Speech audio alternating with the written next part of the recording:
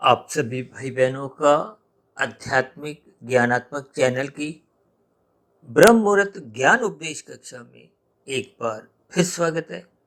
आज की चर्चा का विषय देखिए, मनुष्य के जीवन में ये जो आर्थिक गणित और आध्यात्मिक गणित की जो एक स्थितियां हैं, जिसको आज हमने देखिए वीडियो का एक मुख्य आधार बनाया, क्योंकि मनुष्य मरते दम तक ये गुनाह भाग तो बहुत लगाता रहता है।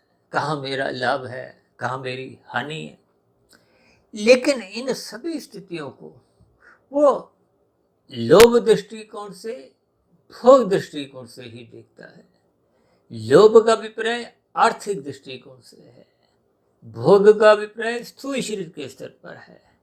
जबकि शास्त्रों में आपकी हमारी मनुष्य योनि को साधना योनि के अवसर के साथ एक विशेष स्तर पर जोड़ा है। इसलिए तो भगवान श्री कृष्ण जी ने इस मनुष्य योनि को रथ के साथ एक विशेष महत्ता समझाई है। गीता में तो भगवान श्री कृष्ण जी ने अर्जुन के रथ की स्थितियों को ही ज्ञान पूर्वक एक उपदेश रूप में समझाया है, ताकि आपको हमें अपने जीवन का उद्देश्य समझ में आ जाए। अन्यथा आपका मेरा मिला हुआ जीवन, देखिए मनुष्य से नीचे की जो 80 लाख प्रकार की योनि है, वो तो देखिए दंड रूपी भोग योनि है। देखिए भोग का अभिप्राय सुख और दुख दोनों से लिया जाता है। कहते हैं ना, हम प्रारब्ध में, भाग्य में जाति, आयु और भोग लेके आते हैं। जाति तो माता के गर्भ में ही आपके हमारी निश्चित हो जाती है और मरते दम तक वही रहती है। जाति किसी की भी बदलती नहीं है। अभी कुछ दिन पहले हमने क्रियामान कर्मों के अंतर्गत इन सभी स्थितियों पर प्रकाश डाला था। लेकिन आपका हमारा जो मिला हुआ जीवन है, यदि ये आध्यात्मिक उन्नति की दिशा की ओर नहीं मुड़ता, तो ये आपके हमारे जीवन की कोई सफलता नहीं है, कोई जीवन की सार्थकता नहीं। देखिए, ये जो आज हमने आर्थिक और आध्यात्मिक इन दोनों स्थितियों के साथ एक शब्द जोड़ा है, गणित। गणित का मतलब ही ये है जिसमें हम देखिए जमा, घटा, गुना, भाग, ये सभी स्थितियों पर कुछ ना कुछ एक विचार करते हैं। मन बुद्धि के स्तर पर विभिन्न स्थितियों पर कुछ आंकलन करते रहते हैं। अब क्योंकि सभी मनुष्यों का स्वभाव क्या है, सदा ही सुख चाहना, दुख तो कोई नहीं चाहता। ये तो आत्मा का स्वभाव है। लेकिन आत्मा का स्वभाव ये संसारी सुखों को पाने का नहीं, उसका कारण है ये संसारी सुख द्वैत है। ये सुख जितने भी हैं संसार के, ये क्रमशः घटायमान है, घटते जाते हैं। आप रसगुल्ला एक खाओ, अच्छा लगेगा, दूसरा उतना अच्छा लगता नहीं, और तीसरे चौथे की स्थिति आप जानते ही हो, तो फिर पांचवा छठा खाने की आप और हम हिम्मत करते ही नहीं, क्योंकि वो दुख देता है। और मनुष्य क्या चाहता है, देखिए आत्मा का स्वभाव है परम सुख की प्राप्ति के लिए। ये जो संसार में जितने भी ये जो संसारी रसगुल्ले हैं, यह रसगुल्लों का अभिप्राय 5 भोग्य विषयों से है। गंध, रस, रूप, स्पर्श और शब्द, ये सूक्ष्म भूत भी कहलाते हैं। इन्हीं भोग विषयों का एक परिणाम रूप में आपके मेरे शरीर का माता के गर्भ में निर्माण होता है।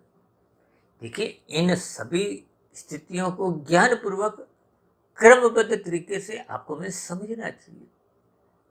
भोग दृष्टिकोण से जब हम इन सभी स्थितियों पर विचार करते हैं, तो फिर आपका हमारा जो एक दृष्टिकोण है, वो आर्थिक गणित के इर्द गिर्द ही घूमता है, जिसकी कहीं भी कोई देखिए कोई प्रशंसा नहीं है। क्योंकि ये तो मरने के साथ ही स्थितियां सब समाप्त हो जाती हैं। और यदि आर्थिक लाभ लेते लेते आपने निषेध कर्म किए, क्योंकि मनुष्य योनि तो कर्म योनि है। कर्म योनि का अभिप्राय शास्त्रों में विधि विधान द्वारा समझाया, ये करो ये मत करो। जैसे कानून के अंतर्गत समझाया जाता है, जैसे हम यातायात के नियमों का अक्सर बार बार एक समझाने का प्रयास करते हैं, उसको धर्म से भी जोड़ते हैं, कर्मफल सिद्धांत से भी जोड़ देते हैं। यानी कि आपके हमारे जीवन की जो जो स्थितियां हैं उनको हम यातायात के नियमों से जोड़कर एक कर्तव्य और अधिकारों की स्थितियों पर भी प्रकाश डालते हैं। हम तो बार बार कहते रहते हैं, लाल बत्ती पे रुको, लाल बत्ती पे रुको। ये आपका हमारा एक कर्तव्य है। और हरी बत्ती पे चलो, ये आपका हमारा अधिकार है। लेकिन जब दूसरों का अधिकार होता है तो आपको हमें अपने कर्तव्य का पालन करना होता है, क्योंकि आपके अधिकार का जब आपको हरी बत्ती मिली थी, आप चले थे, तो दूसरे वाहन चालकों ने भी, दूसरे मनुष्यों ने भी अपने कर्तव्य का पालन किया था। वो अपनी लाल बत्ती पे रुके थे। तो ये समाज में एक परस्पर आपसी सहयोग से ही सभी मनुष्यों का एक हित छिपा है, सभी का कल्याण होता है, सुखदायक स्थितियां बनती हैं। और जब कोई मनुष्य इन सभी स्थितियों पर ईमानदारी से अपने कर्तव्यों का पालन नहीं करता, देखिए एक मनुष्य जब लाल बत्ती पे रुकता नहीं है, भागता है, तो फिर वो अन्य मनुष्यों की हरी बत्ती का हिस्सा खाता है, अव्यवस्था सी बना देता है, दुर्घटनाएं भी हो जाती हैं। लेकिन जब जब हम दूसरों को दुखी करते हैं तो शास्त्रों में भी कहा गया है ये एक निषेध कार्य है, यानी कि शास्त्र मना करते हैं। तो यदि फिर भी आप करते हो, जैसे यातायात में आप कोई नियम का उल्लंघन करते हो, देखिए किसी भी कानून का जब जब मनुष्य कोई उल्लंघन करता है तो उसको दंडित किया जाता है। किस लिए? ताकि समाज में एक व्यवस्था बने, वो पुनः उस एक कानून का उल्लंघन नहीं करे। ये देखिए सभी स्थितियां साधारण स्तर पर तो हम समझते हैं, लेकिन आध्यात्मिक दृष्टिकोण से इनको हम कोई विशेष महत्व नहीं देते, जिसके फलस्वरूप आपका हमारा जीवन आध्यात्मिक उन्नति के दरवाजे खोल नहीं पाता, आध्यात्मिक उन्नति कर नहीं पाता। तो फिर ऐसी स्थितियों में कर्मफल सिद्धांत के अंतर्गत देखिए, आप अच्छा काम करते हो तो वो पुण्य श्रेणियों में आता है।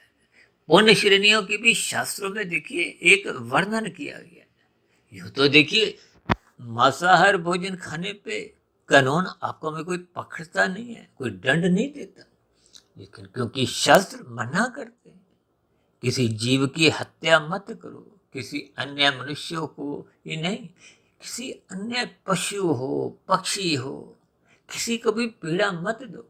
देखिए जब हम किसी चींटी का भी रास्ता रोकते हैं, किसी मच्छर को भी पकड़ते हैं, मक्खी को भी पकड़ते हैं, भले ही आप उनको दुखी नहीं भी करना चाहते, केवल अपने सुख की एक रक्षा चाहते हैं, क्योंकि मच्छर काटते हैं, मक्खी तंग करती हैं।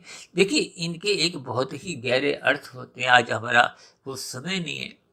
यानी कि इन सभी स्थितियों को आपको विज्ञान पूर्वक समझना होता है। जैसे हम चाहते हैं हमें कोई पीड़ा नहीं दे, तो प्रकृति के अन्य प्राणी भी चाहते हैं उनको कोई कष्ट नहीं दे, पीड़ा नहीं दे। तो फिर शास्त्रों के अनुसार आपके भरी जो कर्मों की स्थिति है, अच्छी बुरी, यानी कि शास्त्र जो विधि विधान द्वारा आपको वे कर्म करने की अनुमति देते हैं, वो सभी विहित कर्म माने जाते हैं। देखिए रजोगुण में रहते हुए आपके भरे जो कर्म है वो विधि पूर्वक होते हैं। भले ही हम देखिए उसमें कोई अन्य मनुष्यों को कोई दुख भी नहीं देते, सुख भी नहीं देते, जबकि सात्विक कर्म परोपकार के कार्य गिने जाते हैं। सात्विक कर्म परोपकार के कार्य करने का मतलब पहले आप विधि विधान द्वारा विहित कर्म करते हो, जैसे शास्त्र समझाता है। फिर उस कमाए गए धन से आप कुछ दूसरों की मदद करते हो, सहयोग करते हो, चाहे वो मनुष्य हो, चाहे पशु हो, पक्षी हो, कीड़े मकोड़े हो, पेड़ पौधे हो। और शास्त्रों में तो धर्म के प्रचार के लिए जो आप धन लगाते हो, समय लगाते हो, उसको भी परोपकार के कार्यों से जोड़ा जाए, क्योंकि वो धर्म का प्रचार कहो, धर्म की एक महत्ता समझाने के लिए आप जो समय और धन लगाते हो, उससे अन्य मनुष्यों को प्रेरणा मिलती है।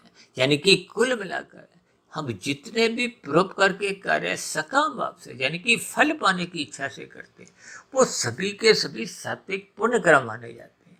जबकि राशि पुण्य कर्म देखिए एक बहुत ही साधारण पुण्य कर्म है, उनका कोई विशेष लाभ नहीं मिलता, या यूं को कि खाया पिया बराबर।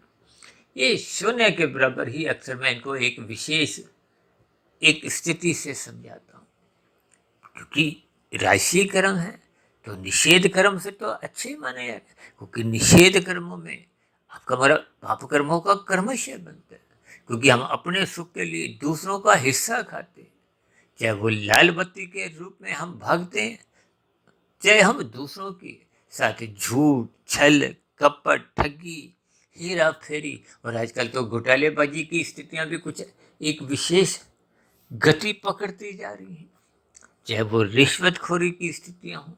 देखिए अक्सर हम शाम की संध्या बेला ज्ञान कक्षा में कुछ ऐसे विषय उठाते हैं जो राजनीतिक दलों से सरकारी विभागों से आपके हमारे उद्योग धंधे दुकानदारियों से आपके हमारे जीवन में जैसी जैसी स्थितियां व्यवहार में बनती हैं। देखिए वर्तमान समय कलयुग चल रहा है। अब कलयुग में एक साधारण मनुष्य आध्यात्मिक गणित की और कोई विशेष ध्यान देता नहीं, इसलिए तो उसका सत्संग भी श्रद्धापूर्वक नहीं होता, बेमन से होता है। हालांकि शास्त्रों में तो देखिए बेमन से किए गए सत्संग की भी कोई निंदा नहीं है। निंदा केवल तमोगुण के प्रति निषेधात्मक स्थितियों की गई है। भागवत पुराण में तो स्पष्ट शब्दों में कहा गया, दूध कीड़ा मदपान स्त्री संग हिंसा और अनीतिगत कार्यों से कमाया गया धन, ये सभी एक तामसी स्थितियां हैं, निषेध स्थितियां हैं। इनका संग मत करो। इनका संग होते ही मनुष्य कब कितने पाप कर्म करता जाता है, मनुष्य को इसका बोध नहीं होता। और किए गए कर्म तो एक बीज है। जैसे हम धनुष से देखिए अपने बाण को छोड़ देते हैं ना, तो उसको हम वापस नहीं ले सकते। इसी तरह हम जो कर्म रूपी बीज बो देते हैं उनका एक समय विशेष के बाद फल आना निश्चित है।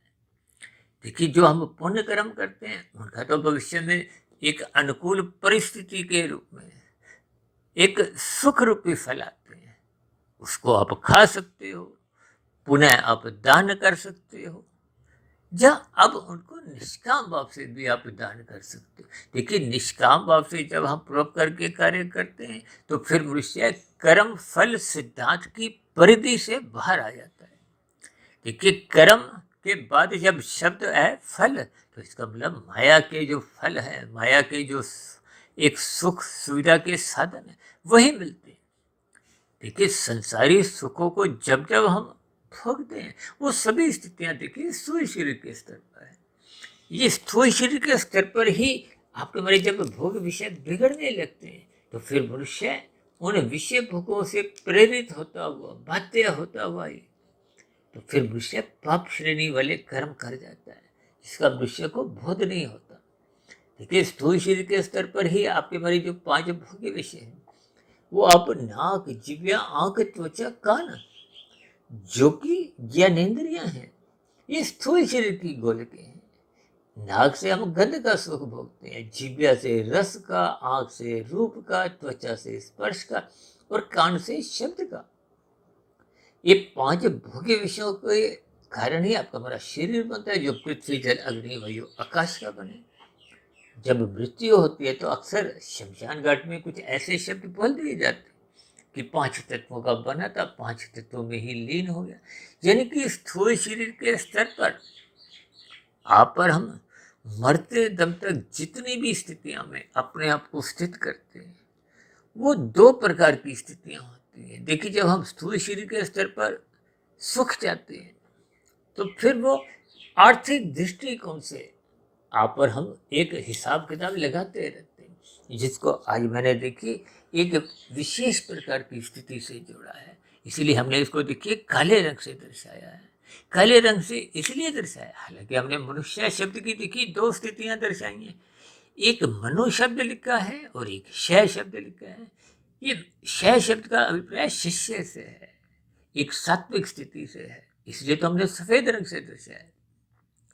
जब हम गुरु का एक शिष्य बनते हुए आध्यात्मिक उन्नति के लिए प्रयास करते हैं तो फिर आपका हमारा सत्संग श्रद्धापूर्वक होता है। उस श्रद्धापूर्वक किए गए सत्संग का आप पर हम फिर चिंतन मनन मन बुद्धि के स्तर पर निरंतर करते रहते हैं। ये निरंतर प्रक्रिया जब सूक्ष्म शरीर के स्तर पर होती रहती है तो फिर धीरे धीरे कारण शरीर में शुभ संस्कार बनना आरंभ हो जाते हैं। देखिए, संस्कार जैसे जैसे बनते जाते हैं, उनका विशेष लाभ फिर आपके हमारे मन बुद्धि के स्तर पर एक सात्विक भाव उठते हैं।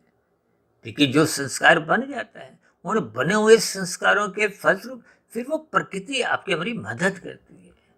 देखिए, जिस गुण का स्वभाव बन जाता है, उस गुण विशेष का जब आप प्रकृति के वातावरण में उसका संग करते हो, देखिए प्रकृति के 3 गुण, तमोगुण, रजोगुण और सत्वगुण की स्थितियां हैं। तमोगुण को एक मौनात्मक स्थितियों से जोड़ा जाता है, हालांकि आराम से भी जोड़ा जाता है। ये आराम की स्थितियों को शास्त्रों में कहा गया है कि आप सात्विक नींद लो, स्थूल शरीर की आवश्यकता है। लेकिन राजसी और तामसी नींद की कोई प्रशंसा नहीं है। क्योंकि जब हम अधिक नींद लेते हैं तो वो एक प्रभात की स्थिति है, आलस्य की स्थिति है। और नींद में तो आपकी हमारी कोई भौतिक उन्नति भी नहीं होती और आध्यात्मिक उन्नति होने का तो प्रश्न ही नहीं उठता। इसलिए इन सभी स्थितियों को ज्ञानपूर्वक समझना होगा। ये जो भौतिक स्तर पर हम जितने भी सुख सुविधा के साधन इकट्ठे करते हैं, इनका लाभ मात्र एक भोगने के दृष्टिकोण से ही करते हैं। यानी कि मनुष्य स्थूल शरीर के स्तर पर बार बार ये जो विषय भोगों का संग करता हुआ अनियमित अपनी दिनचर्या बना लेता है, अमर्यादित विषय भोगों में लिप्त रहने लगता है। ये 24/7 जो विषय भोगों की स्थितियां हैं, जो मनुष्य को अधिक से अधिक धन कमाने के लिए बाध्य कर देती है। और जब मनुष्य के मन बुद्धि के स्तर पर अधिक धन करने की ये जो आर्थिक गणित की स्थितियां हैं, और अधिक कमाओ और अधिक कमाओ। देखिए, ये कमाते कमाते मनुष्य आरंभिक स्तर पे तो देखिए लाभ से लोभ में प्रवेश कर जाता है। लोभ तक भी स्थितियां बिगड़ती नहीं है। देखिए, लाभ का स्तर एक सात्विक स्थिति से है, लोभ का स्तर एक सूक्ष्म शरीर के स्तर पर मन बुद्धि की भी स्थितियां आप ले सकते हो। लेकिन जब ये लोभ अमर्यादित हो जाता है, ये संग्रह का रूप धारण कर लेता है, तो फिर ये आपको हमें तमोगुण में गिराता है। देखिए, तमोगुण में गिरने पे फिर मनुष्य नीतिगत कार्य है, कब कितने कर जाता है, ये आर्थिक गणित में मनुष्य को इसका बोध नहीं होता।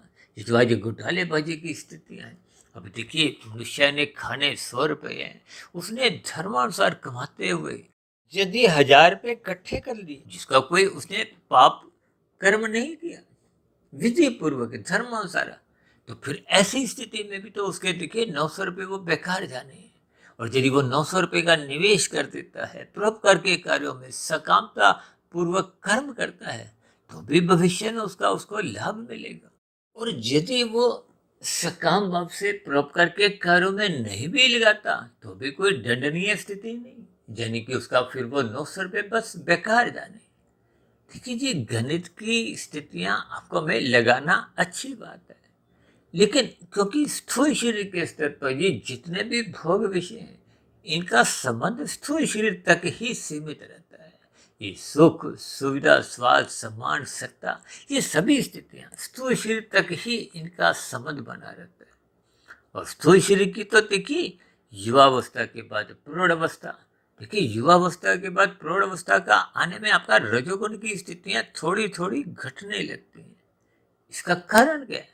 स्थूल शरीर के स्तर पर जो नई कोशिकाएं बनती नहीं है, पुरानी मरने लगती हैं, तो आपके हमारे स्थूल शरीर के स्तर पर कुछ कमजोरी शिथिलताएं आने लगती है। और फिर प्रौढ़ावस्था के बाद तो वृद्धावस्था की स्थितियां बनने लगती हैं। उस वृद्धावस्था की स्थितियों में आपका हमारा जो धन है वो स्थूल शरीर के स्तर पर भी हम भोगने में असमर्थ रहते हैं। अब आज ऐसे कितने ही औद्योगिक घरानों के लोग हैं जिनके पास लाखों नहीं, करोड़ों नहीं, अरबों रुपए है, लेकिन स्थूल शरीर के स्तर पर भोग विषयों का वो संग करने में असमर्थ है। ये देखिए, एक स्थूल शरीर की आपकी हमारी एक बनावट है, इसमें एक सहज ही शीतलता आना प्रकृति का एक नियम है। और वृद्धावस्था की एक अंतिम स्थिति का नाम ही मृत्यु है।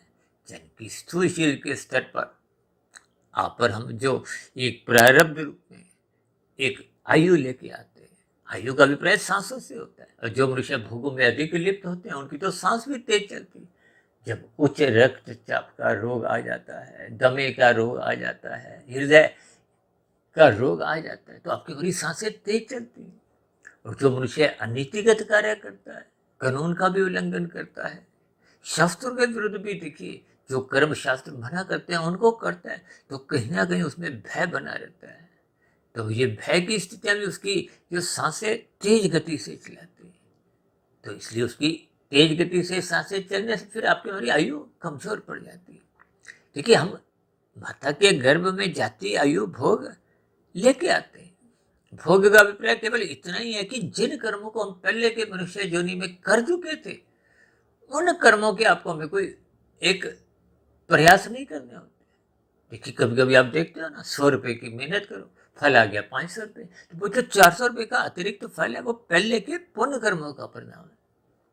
और कभी कभी आप 2000 की मेहनत करते हो, फल आया 300 रुपये, तो 1700 रुपये का जो नुकसान हो गया, वो 1700 रुपये का नुकसान पहले के किए गए पाप कर्मों में का एक परिणाम है। देखिए, इन सभी स्थितियों को आपको में समझना चाहिए। इसलिए आज हमने देखिए आर्थिक गणित और आध्यात्मिक गणित, क्योंकि आध्यात्मिक गणित सफेद रंग से हमने दर्शाया। जब हम आध्यात्मिक गणित में अपना लाभ चाहते हैं, तो आपको मेरे गुरु की आज्ञा में रहते हुए शिष्यत्व को स्वीकार करना है। गुरु की आज्ञा में रहते हुए अपनी दिनचर्या व्यवस्थित रखनी है, ब्रह्मचर्य में उठना होगा। ये सभी स्थितियां आपके मेरे कार्यशील को शुद्ध करती हैं। जब कार्यशील क्रमशः शुद्ध होने लगता है, तो फिर ये कर्म फल सिद्धांत की स्थितियां समाप्त होते हुए फिर ये कर्म जो यानी कि फिर आपके मेरे जीवन में निष्काम भाव से कर्म होने आरंभ हो जाते हैं। आरंभिक स्तर पर ये कर्म योग की स्थितियां बनती हैं, फिर ज्ञान योग की, फिर भक्ति योग की। ये योग की स्थितियां ही आपके हमारी शुद्ध कमाई को, ये आध्यात्मिक गणित में जब आप निपुण हो जाते हो, निपुण का अभिप्राय जब आध्यात्मिक उन्नति करने का आपका मेरा बुद्धि के स्तर पर निर्णय हो जाता है, तो फिर आपके मेरे जीवन में सात्विक स्थितियां अपने आप ही मजबूत होती जाती हैं। ब्रह्म मुहूर्त में उठना एक सहज ही स्वभाव संस्कार बन जाता है, और दिन में फिर राशि स्थितियों में वो आर्थिक गणित से अपने आप को अलग कर लेता है। केवल स्थूल शरीर की अवस्थाओं के लिए, परिवार का लालन पालन करने के लिए वो लाभ के दायरे में रहता हुआ ही कर्म करता है, जिसके फलस्वरूप लोभ जगता ही नहीं। जब लोभ नहीं जगता, तो फिर संग्रह वृत्ति जागृत होती ही नहीं। ये संग्रह वृत्ति तो तभी जगती है जब लोभ अमर्यादित हो जाता है। ये लोभ मन से बुद्धि के स्तर पे आ जाता है, तो फिर बुद्धि संसारी स्थितियों में ही अधिक से अधिक लाभ कमाने में ही मन को भी प्रेरित करती है, और मन के साथ जुड़ी रहती है। और ये जो 5 ज्ञानेंद्रियां हैं, गंध रस रूप स्पर्श शब्द, और 5 कर्मेंद्रियां हाथ पैर वाणी लिंग बुधा, बस इन्हीं का ही संग दिन रात करते करते अधिक से अधिक धन कमाने में लगी रहती है। और जब मनुष्य अधिक भागा दौड़ी करता है, तो उसका सात्विक स्थिति कमजोर होने लगती है। देखिए, जब जब 2 गुण बढ़ते हैं, यूं तो देखिए जब रजोगुण प्रधान होता है, वो विषय भोगों में ही संसार की स्थितियों में लिप्त कराता है, और रजोगुण का पड़ोसी तमोगुण है। क्योंकि हम बार बार अपनी चर्चाओं में कहते रहते हैं तमोगुण से 10 गुना अच्छा रजोगुण है, रजोगुण से 10 गुना अच्छा सतोगुण है, जिसको हम तमोगुण को 1, रजोगुण को 10 और सतोगुण को 100 से संबोधित करते हैं। तो इसका अभिप्राय क्या है कि तमोगुण और रजोगुण ये पड़ोसी है। जब आप 10 की स्थिति में ही अपने आप को स्थित करते हो, ये जो हमने मनु शब्द रंगीन रंग से दर्शाया, ये एक राशि स्थिति है। ये राशि स्थिति जब आपके मेरे जीवन में प्रधान हो जाती है, तो ये शय शब्द हमने सफेद रंग से दर्शाया, ये भी फिर एक राशि बन जाता है या तामसी बन जाता है। देखिए, तामसी इसलिए बन जाता है क्योंकि तमोगुण रजोगुण का पड़ोसी है। 10 जब गहरे तल पे होता है, तो मनुष्य 10 से फिर 8 पे, 7 पे, 4 पे और 1 पे उतरते उसको देरी नहीं लगती, क्योंकि ये दोनों पास पास है। जैसे हम एक ही गली में रहते हैं ना, तो पड़ोसियों से आरंभिक स्तर पे तो दूर से ही हाथ हिलते हैं, हाय हेलो होती है। फिर धीरे धीरे जब हम रजोगुण में रहने के अभ्यस्त हो जाते हैं, देखिए जब हम उस गली में लंबे समय तक रहते हैं तो फिर पड़ोसियों के घर आना जाना आरंभ हो जाता है। देखिए, ये बहुत ही दार्शनिक स्थिति है जिसको मैं बहुत ही क्रमबद्ध तरीके से कभी कभी इसलिए समझाता हूँ ताकि गुणों के लक्षणों का आपको हमें बोध हो।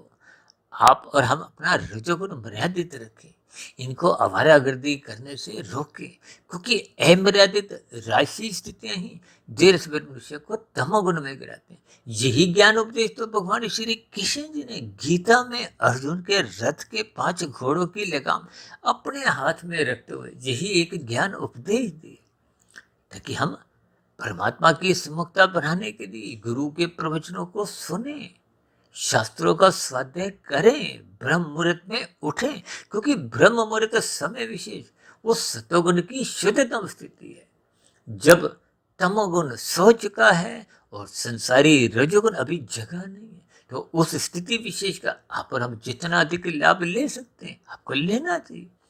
अक्सर हम कहते हैं ना, ब्रह्म मुहूर्त में आप गुरु को, परमात्मा को, शास्त्रों को जितना अधिक लूट कर अपनी आध्यात्मिक उन्नति कर सकते हो करनी चाहिए। मनुष्य जो ने आध्यात्मिक लाभ कमाने के लिए ही मिली है, लेकिन ये सभी स्थितियां तो तभी बनती हैं जब आपका हमारा आध्यात्मिक गणित मजबूत बनता है, आपके हमारे जीवन में राशि स्थितियां मर्यादित रहती हैं। और ये यदि अमर्यादित होती हैं तो फिर आपका जो एक सात्विक स्थिति, आध्यात्मिक गणित कमजोर हो जाता है, आर्थिक गणित में ही आप छलांगे लगाने लगते हो, तो जिसके फलस्वरूप आपका हमारी तामसी स्थितियां, इसलिए हमने आर्थिक गणित को काले रंग से ही दर्शाया, क्योंकि ये एक तामसी स्थिति है। क्योंकि अर्थ को भी शास्त्रों में तमोगुण से जोड़ा गया, काम को रजोगुण से, धर्म को सतोगुण से, और आपका हमारा लक्ष्य है क्या? मोक्ष, मायातीत, परमात्मा को पाने का। ये सभी स्थितियां, देखिए मोक्ष की स्थितियां क्या है? विशुद्ध सत्वगुण से, क्योंकि परमात्मा इन 3 गुणों से ऊपर की स्थिति है, यानी कि वो मायातीत की स्थिति है। ये जो मायातीत की स्थिति पाने के लिए आपको में साधना करते हुए ये स्थूल शरीर के रहते रहते कारण शरीर को शुद्ध करना है। जब कारण शरीर पूर्ण रूप से शुद्ध हो जाता है तो फिर स्थूल शरीर के मत ही कारण शरीर में भौतिक जगत में बंधन रूपी जन्म लेने की बाध्यता समाप्त हो जाती है। तो फिर आत्मा इन 3 शरीरों से बंधन से मुक्ति पाते हुए आनंदमय जीवन, एक मोक्ष की स्थिति को चली जाती है। देखिए, इन सभी स्थितियों पर आपको मैं ज्ञानपूर्वक चिंतन करते हुए इन आर्थिक और आध्यात्मिक इन दोनों घनित को आपने हमने तोलना चाहिए। और मेरी आप सभी भाई बहनों से विनती है कि हम सभी भाई बहनों को परमात्मा को पाने का लक्ष्य बनाना चाहिए। और वैसे तो ये लक्ष्य देखिए पशुओं का भी बना हुआ है, पक्षियों का भी बना हुआ है, क्योंकि कोई भी जीवात्मा, चाहे वो पक्षी में है चाहे पशु योनि में है, वो परम सुख चाहती है, दुख रहित सुख चाहती है। परम सुख का ही दूसरा नाम आनंद है। और आप और हम देखिए तकनीकी रूप से, सैद्धांतिक रूप से भी आत्मा आनंद स्वरूप नहीं है। मायातीत की स्थिति होने पे भी हम आनंद स्वरूप बन नहीं जाते, लेकिन आपको मैं एक लंबे काल के लिए आनंदमय जीवन बिताने का एक अवसर मिलता है। इस अवसर का लाभ उठाने के लिए वही मनुष्य अग्रसर होते हैं जिनका आध्यात्मिक गणित मजबूत स्थिति में होता है।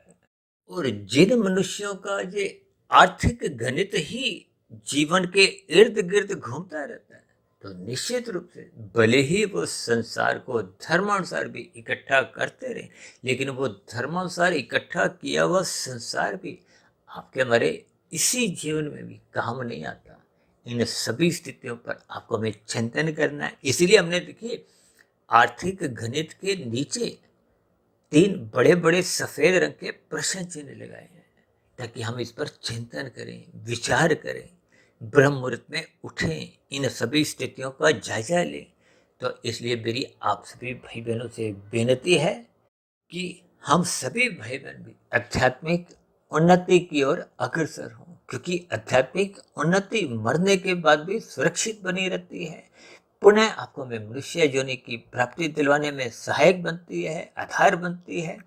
क्योंकि जब मनुष्य आध्यात्मिक उन्नति की राह पर चलने लगता है तो फिर वो परमात्मा उसी की इच्छा के अनुसार फिर वो उसको बार बार मनुष्य जोनि तब तक देते रहते हैं जब तक वो मायातीत की स्थिति को प्राप्त नहीं होता। और यदि आपका हमारा आर्थिक लक्ष्य है, अधिक से अधिक धन कमाने का बन गया, अधिक से अधिक भोगों की प्राप्ति के लिए संसार की सम्मुखता पाने का लक्ष्य बना हुआ है, तो फिर ऐसी स्थिति विशेष में वो कर्मफल सिद्धांत के अंतर्गत जैसी जैसी आपके हमारी कर्माशय में पात्रता होती है, उसके अनुसार ही फिर अगली जोनि का निर्धारण होता है। इन सभी स्थितियों पर देखिए, हमने एक बहुत बड़ा वीडियो मनुष्य के बढ़ने के बाद का अगला जन्म, जो लगभग 4 वर्ष पहले हमने बनाया था, उन सभी स्थितियों पर हमने विस्तार से इस पर प्रकाश डाला था। लेकिन आज हमारी आप सभी भाई बहनों से विनती है कि समय के रहते रहते हम सभी भाई बहनों को आध्यात्मिक लाभ कमाने के लिए इस मिले हुए जीवन के अवसर का लाभ उठाना चाहिए। तो ऐसा लाभ उठाने की सात्विक स्थितियां हम सभी भाई बहनों के जीवन में भी बनना आरंभ हो, इन्हीं शुभकामनाओं के साथ चर्चा विशेष को अब यहीं विश्राम देते हैं। शाम को फिर मिलते हैं संध्या बेला ज्ञान कक्षा में। तब तक आप अपने आध्यात्मिक मित्र सुधीर भाटिया फकीर को इजाजत दें। फिर भी वीडियो संबंधित कोई बात आपको समझ नहीं आई हो, या मेरी कही गई बातों पर आपको कोई आपत्ति हो, शिकायत हो, कोई मेरी कही गई बातें आपको अच्छी नहीं लगी हो, इन सभी स्थितियों के लिए नीचे दिए गए कमेंट्स बॉक्स पर आपके प्रश्नों का, आपके सुझावों का और आपकी शिकायतों का सदा ही स्वागत है। इस चर्चा विशेष को अब यहीं विश्राम देते हैं। आप सभी भाई बहनों का इस चर्चा विशेष को ध्यानपूर्वक, धैर्यपूर्वक और गंभीरतापूर्वक सुनने के लिए बहुत बहुत धन्यवाद।